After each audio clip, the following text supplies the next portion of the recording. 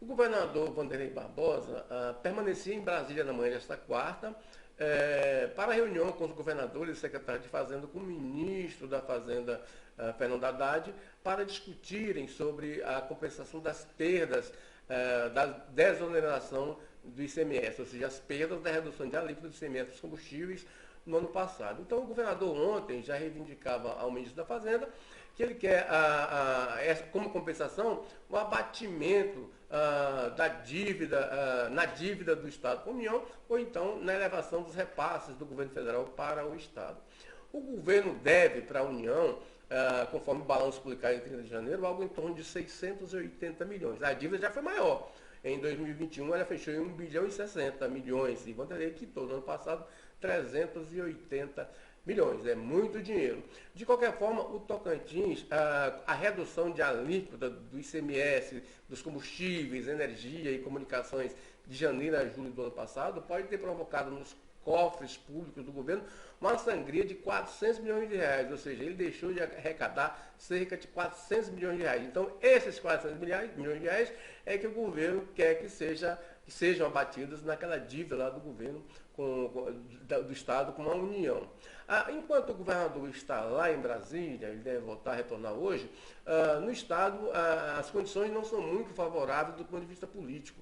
Há muita insegurança nessa reforma fatiada que o governador empreendeu no secretariado. Ou seja, na segunda-feira ele demitiu todo o secretariado e na terça, menos de 10 horas depois, ele renomeou 16 secretários. Mas aí ficaram de fora a Secretaria de Turismo, Secretaria de Indústria e Comércio, Secretaria de Parcerias. São secretarias importantes, ou seja, pelo menos eram consideradas importantes para o governo do Estado, porque envolvem dinheiro, muito dinheiro, que ficam aí nessa insegurança da titularidade do administrador. Então, essa insegurança tem saído do Palácio, ela tem se deslocado para a Assembleia Legislativa e de lá, evidentemente, como é caixa de ressonância da população do Estado, vai para os municípios, ou seja, as pessoas estão dizendo aí dessa reforma fatiada.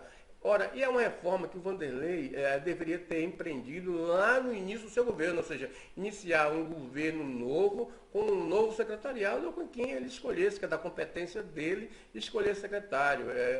A questão discricionária é uma questão discricionária do governo. Ele pode fazer o que quiser, nomear o secretário que ele quiser, se estiver dentro da lei. Não é verdade? Então, agora, ele deixou de fazer essa reforma lá no dia 1º de janeiro, ele teve tanto tempo para anunciar essa reforma, ou seja, ele foi reeleito em outubro, então teve aí quase 3 meses para repensar a administração, repensar o secretariado.